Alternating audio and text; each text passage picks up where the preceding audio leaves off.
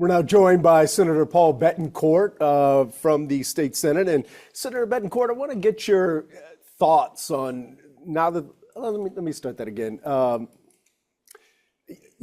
that the legislative session has ended, I want to get some of your thoughts on what was accomplished and what wasn't.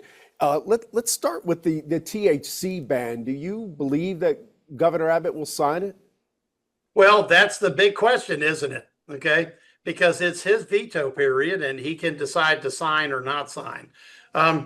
The interesting part about the debate is I think everybody now realizes that these unregulated products are a severe problem and they can cause severe mental injury.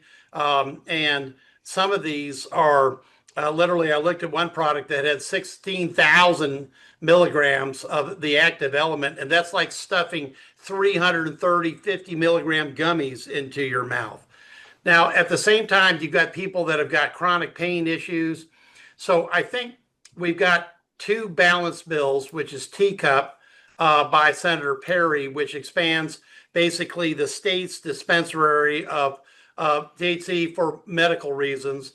And then we've got an issue with these unregulated products. But all of this at this point in time is up to the governor because he's the one that will make the decision whether or not the bill goes into law. Yeah, I'm pretty active in the veterans community, and a lot of them have been telling me, these THC, CBD products are a better alternative in terms of managing pain and PTSD symptoms than opioids. They're worried about what they're going to have access to. Well, the good news is the Teacup bill that was passed by Senator Perry put up a 10 milligram limit. It started talking about chronic pain, and I think it started recognizing the obvious. Look, we've got gummies that have been out, which are CBD, CBG. We've had cannabis oil for epileptic kids since I voted for that last decade. So there's clearly medical uses of these cannabinoids that are acceptable and that help people. And then you've got to balance it with this totally unregulated, out of state, billion-dollar a year, business that's flooding, gas stations and super, whatever counters with these unregulated products that are really going to cause people long-term addiction issues, if not worse. So that's really what these two bills are about. So I expect we'll have a decision by Governor Abbott here shortly. What about the more than 50,000 people who work in that industry that could be out of a job? Well, with everything, when that hemp bill originally passed, Senator Perry was very specific, telling people don't overdo this. And they did. Now, when I see some of these packages, which are mislabeled, not labeled, being sold within a mile of schools, it really makes me angry because you've got people that are looking for a market, and the way you get market share is to have some splashy, something that looks good on a counter, and then people get hooked on it. So we've got a lot of competing interests going here, but we can never let unlicensed product hit shelves that are going to affect people's health and well-being over the long term. The first thing the state has to step in and say, hey, this stuff isn't safe. Now, we're going to try to do that with both the combination of both these bills, but again, the legislature has passed the bills, and it's now up to the governor to make a call on whether to sign both. This November, voters could approve the constitutional amendments tied to SB 4 and SB 23 and deliver that, I think it's $10 billion in property tax relief. Are you concerned that the state is burning through its surplus and that money may not be there forever? Well, I think the great news is I think these are two great bills. I mean, think about it. We're going to increase the homestead exemption for 5.7 million homeowners on their ISD bill 40% from 100 to 140,000, and that's going to save them $584 per year for as long as they own their home, 30 years or more. But wait, we're not done yet. If you're over 65, we're going to add another 50,000 more. It brings the aggregate up to $200,000 exemption. And that means a super majority of seniors don't pay ISD tax anymore. So that these are great things that are happening. And yes, we've looked at the sustainability of those long term, and that's why the public vote of putting them into the Constitution is important. I think they could pass, the over 65 could pass by nearly 90%. That's going to be up to the voters again. So these are good bills recognizing the obvious that while we've got surplus dollars, we should be giving those dollars back to the public in the form of a tax cut. Because what homestead exemption increases are, it's pure tax cut, not tax relief, pure cut, because you never pay that amount to your tax assessor. Yeah, you also passed a bill that basically allows some of these counties to combine their low turnout precincts. Will that be in effect in November when the voters have to decide on these constitutional amendments? It should be. There was a bill that was passed very into last session that kind of made a mess of how big counties and even in some cases, medium-sized counties, how many polling places they can have. It basically made us have too many polling places to combine. So that was a good cleanup bill, and that should be in effect by this November. Okay. What was one of the bills that failed to pass that you're most disappointed in? Well, there's a lot of good things before we talk about maybe one bill that didn't pass. But when I look at education, I'm really happy about my suite of 4 bills, which starts with a huge special education bill. That's a blockbuster because that changes special education for 775,000 families and kids across the state. We passed virtual education. We passed the beginning of recording chronic absenteeism, which is a precursor to truancy.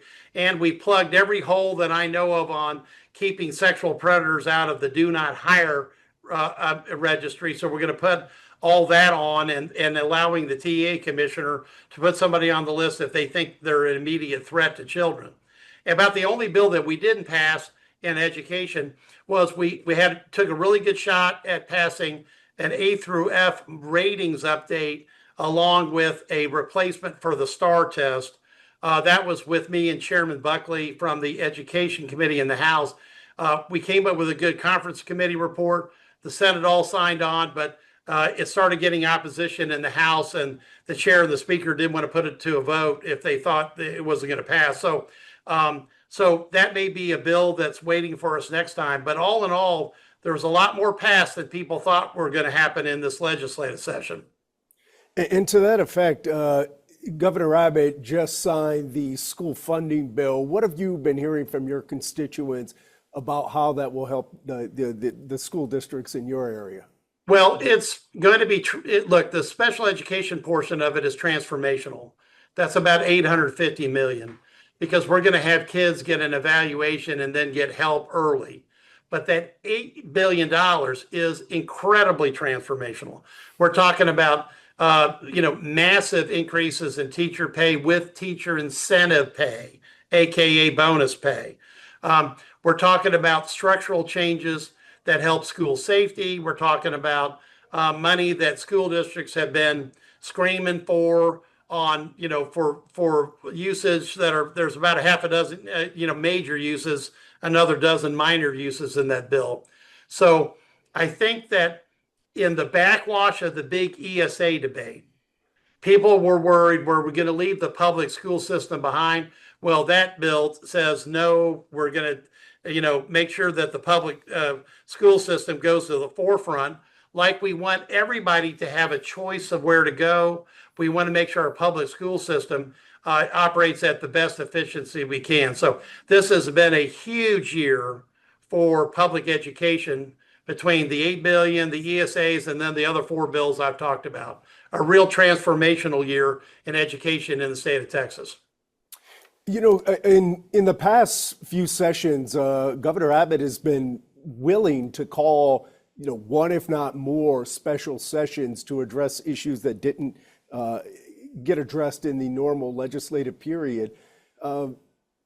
Governor Abbott seems willing to call special sessions. Do you see the ban on abortion pills? Do you see the ban on minors using social media? Do you see any of these coming up again, or are they, finished for this term? Well, the historical pattern of the Texas legislature was not to have 4 special sessions every year, and like we did in 2023. So the fact that we might be back to a smaller number of special sessions is, I think, actually a good thing.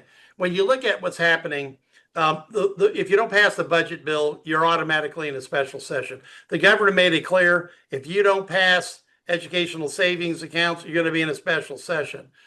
You look at Lieutenant Governor Patrick's top 40 bills, vast majority, lion's share of them passed. So despite the pessimism that a lot of people had, that I didn't have going into the session, a lot of good bills did pass. And there's always bills that you can wait till next time to do. But in general, I think people had a far better session that the legislature did by any objective measurement that I keep track of than folks thought were going to happen. And I'm really happy with our legislative accomplishments.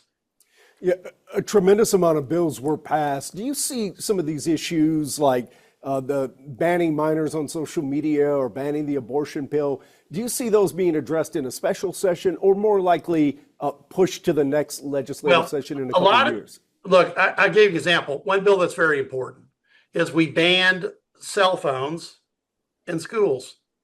Now, this is a transformational problem that we just solved, because this causes people to not pay attention to what they're doing when they're supposed to be getting educated. It's a bullying issue. There's so many problems with that. But if you take that out of public education, we've seen in other states that bang, good things happen immediately.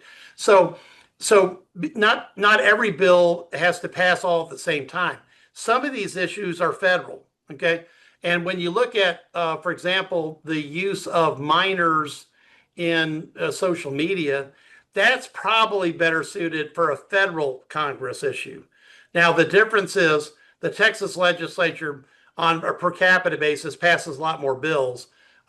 Even though I think this year maybe like 14% of the bills passed, we normally have 21%, but that's because of the way the mechanism worked. But the bills that passed were much more impactful on average than a typical year. So this may be time for the federal Congress to step in on some of these issues, because the concept of banning social media for minors is a difficult question to answer, and is one that's probably better suited for a federal legislative body anyway. In terms of that, the cell phone ban, do you think that banning cell phones in classrooms at the state level, does that take some of the pressure off local superintendents and school boards? Well, I think it's a recognition of the obvious. Having these in school just is a distraction. It dramatically accelerates bullying. People stage fights. They want to get clicks. They're trying to be social influencers. Look, forget all that. Just study. Get some education. You can always become a social media star later. And importantly, it takes the pressure off of the administrators and the teachers, because they're trying to, get everyone focused on schoolwork. And it's very hard to compete with this because it's all instantaneous gratification here. So I was a big supporter of that bill, very happy to see it pass. And that one change alone, I think, is part of the transformational process in public education. A lot of other states have done it. It's made a huge positive difference. And these are the type of bills that Texas legislature can be proud of, especially bills like that, like banning cell phones in schools, because it really is going to be a positive outcome. All right, State Senator Paul Bettencourt, sir, thank you very much for your time. No, happy to be back, talk more. There's a lot more bills that we can talk about too. Take care. Thank you.